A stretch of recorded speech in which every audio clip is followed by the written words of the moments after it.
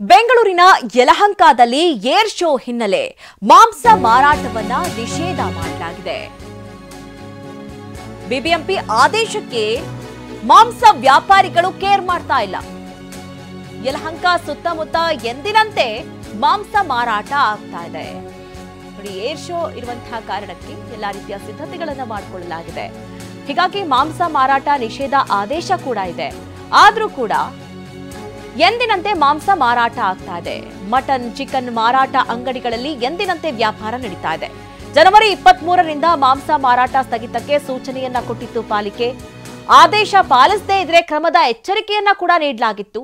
ಆದರೆ ಮತ್ತೊಂದು ಕಡೆ ಯಲಹಂಕ ಏರ್ ಬೇಸ್ನಲ್ಲಿ ಏರ್ ಶೋಗೆ ಸಿದ್ಧತೆ ನಡೀತಾ ಇರುವಂತಹ ಹೊತ್ತಿನಲ್ಲೇ ಇಲ್ಲಿ ಮಾಂಸ ಮಾರಾಟ ಎಂದಿನಂತೆ ಸಾಗ್ತಾ ಇರುವಂಥದ್ದು. ಕೆಲವು ಮಾಂಸಾಹಾರ ಹೋಟೆಲ್ಗಳು ಮಾತ್ರ ಬಂದ್ ಆಗಿದೆ.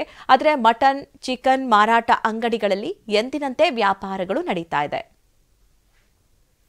ಇದು ವಾರ ಅಂದರೆ ಸಾಣ ಕಷ್ಟ ಆಗುತ್ತೆ ಸರ್. ನಾವು ಏನೋ ಅದ್ರಾಗೆ ಗಂಜಿ ಕುಡಿಯೋರು. ವಾರ ಅಂದರೆ ಏನೋ ನಮಗೂ ಕಷ್ಟ ಆಗುತ್ತೆ. ಬಂಡವಾಳ ಆಗಿರ್ತೀವಿ ನಾವು. ಏನೋ ಒಂದು 2-3 ದಿವಸ ಅಂದರೆ ಏನೋ ಅಡ್ಜಸ್ಟ್ಮೆಂಟ್ ಮಾಡ್ಕೊಂಡು ಹೋಗ್ಬೋದು. ವಾರಗಳಿಗಂದರೆ ನಮಗೂ ನಡಿಬೇಕಲ್ಲ. ನಾವು ಬಂಡವಾಳಗಳಾಗ್ಬಿಟ್ಟು ನಡೆಯೋದೇ ವೀಕೆಂಡ್ ಒಂದು ವ್ಯಾಪಾರ ಭಾನುವಾರ ದಿವಸ.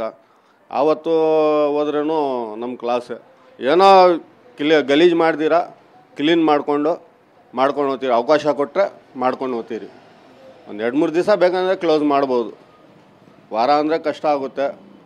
ಗಲೀಜು ಮಾಡ್ದಿರಾ BBMP ಅವರೆಲ್ಲ ಸೇರಿಕೊಂಡು ಏನೋ ಅನುಕೂಲ ಮಾಡಿಕೊಟ್ರೆ ನಾವು ಕ್ಲೀನಾಗಿ ಮಾಡ್ಕೊಂಡು ಹೋಗ್ತೀವಿ.